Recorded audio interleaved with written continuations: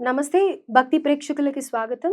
ఆర్థిక సమస్యలతో ఇబ్బంది పడేవాళ్ళు ఇప్పటికి కూడా ఎప్పుడు మా చేతుల్లో ఒక్క రూపాయి కూడా ఉండట్లేదు అని బాధపడే వాళ్ళకి ఇదొక అద్భుతమైన వీడియో ఉండబోతుంది. తప్పకుండా చూడటానికి ప్రయత్నించండి. ప్రస్తుతం మనతో పాటు గణపతి దత్తాత్రేయ ఉపాసకులు మురళీధర శర్మ గారున్నారు.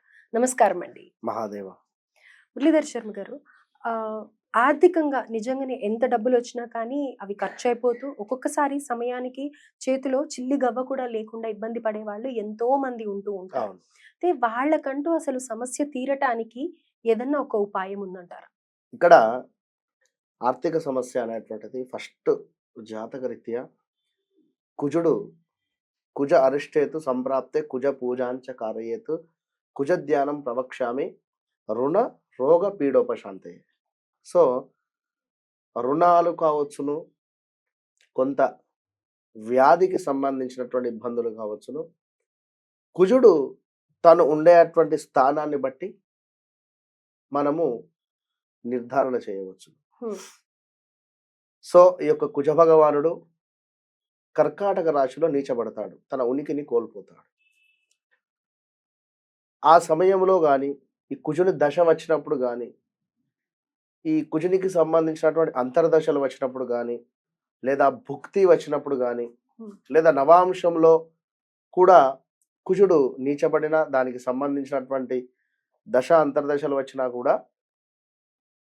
వీరికి మనీ రిలేటెడ్ కానీ, మ్యారిటికల్ లైఫ్ ఇబ్బందులు కానీ, లేదా కొంత ఇల్లీగల్ రిలేషన్‌షిప్‌లోకి వెళ్ళడం గాని, లేదా పార్ట్నర్‌షిప్‌లో ఏమైనా గొడవలు తలెత్తేటువంటి సందర్భాలు గాని, అంటే ఇక్కడ మీరడిగినటువంటి ప్రశ్నకు నేను చెప్పేటువంటిది మరలా నేను మీకు ఎండ్ ఇస్తాను. మనీ రిలేటెడ్‌కు.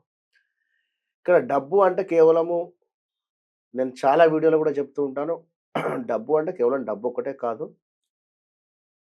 మన భర్త చక్కటి ఆరోగ్యంతో చక్కగా పని చేయాలి అని మనం కోరుకోవాలి. వారు ఆ విధంగా ఉండాలి. అది కూడా లక్ష్మీ స్వరూపమే. హ్మ్. పిల్లలు కావచ్చును, మన తల్లి కావచ్చును, మన తండ్రి ఇట్లా అన్నీ కూడా. అయితే ఇక్కడ మనీ రిలేటెడ్ అంటున్నారు గనక, ఎవరైతే ఈ విధంగా జాతకంలో కుజుడు నీచబడి ఉన్నా, లేదా అద్భుతంగా ఉన్నా, ప్రెజెంట్‌గా కొంతమందికి ఇప్పుడు ఇందాకే ఒక కాల్ మాట్లాడడం జరిగింది. వారు జాబర్స్, ఆహ్, లైక్ గవర్నమెంట్ జాబ్. వారికి జనవరి, ఫిబ్రవరిలో ఐటీ పడుతుందట పాపం. ఫుల్ సాలరీ గూడా కట్ జేయడం జరిగింది వారికి.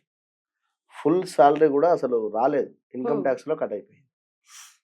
సో, అంటే ఒక్కొక్కరికి ఒక్కొక్క పరిస్థితి. అవును. నేనేమంటున్నా అంటే కొన్ని కొన్ని ముందుగా మనకు అర్థమయ్యేటువంటి పీరియడ్‌ను అనలైజ్ చేసుకొని, హ్మ్.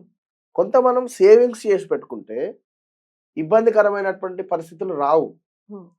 సో, అసలు సేవింగ్స్ గూడా చేసుకోలేని పరిస్థితి మాది అనుకునేటువంటి వారు ఈ రెమెడీ చేయండి. ఓకే. సో, ఎవరైనా కూడా విన్నారా? ఆర్థికంగా ఇబ్బందున్నవాళ్ళు. ఆర్థికంగా మనీ రిలేటెడ్ ఇబ్బందులలో ఉండేటువంటి వారు ఒక 2 చక్కటి గులాబీ పూలను తీసుకోండి. హ్మ్. సెంటు గులాబీ కాదు, మామూలు గులాబీ. అంటే అదే బెంగుళూరు గులాబీ ఏదో అంటారు గదా! గులాబీలను తీసుకొని 2 వాటిని చక్కగా కూడా ఇది శుక్రవారం రోజు చేయాలి. హ్మ్. శుక్రవారం రోజు ఉదయము 5:40 నుండి 6:40 లోపు, హ్మ్. 5:40 నుండి 6:40 లోపు దీనిని ఈ యొక్క గులాబీ పూలను తీసుకొని ఇంట్లోనే లక్ష్మీదేవి ఫోటో ఎట్లాగుంటుంది. ఆ లక్ష్మీదేవి ఫోటో వద్ద పెట్టేసి చక్కగా కూడా లక్ష్మీదేవి అష్టోత్తరాలు గాని, లేదా కనకదార స్తోత్రం గాని, హ్మ్. లేదా శ్రీ సూక్తం గాని, ఇవేవి మేము చదవలేము అనుకునే వాళ్ళు మహాలక్ష్మీ నమః అనుకోండి, లేదా శ్రీయై నమః, హ్మ్. శ్రీయై నమః అనుకోండి సరిపోతుంది. ఈ విధంగా 108 సార్లు జపం చేసి చక్కగా అమ్మవారుకు పరమన్నం అంటే ఎంతో ప్రీతి. అవును. పాలతో చేసినటువంటిది. పాలతో చేసినటువంటిది పదార్థం అవసరమైతే మామూలు పాలైనా పెట్టండి అమ్మవారికి. విన్నారా?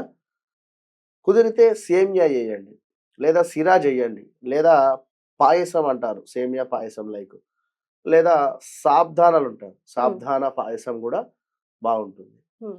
ఏది చేసినా కూడా అందులో చక్కగా కూడా కమ్మగా పచ్చకర్పూరము, ఇలాచి హ్మ్. ఈ పొడిని వేసే ప్రయత్నం చేయండి. ఆ సువాసనకు అమ్మవారు ఎంతో ముగ్ధురాలైపోతుంది.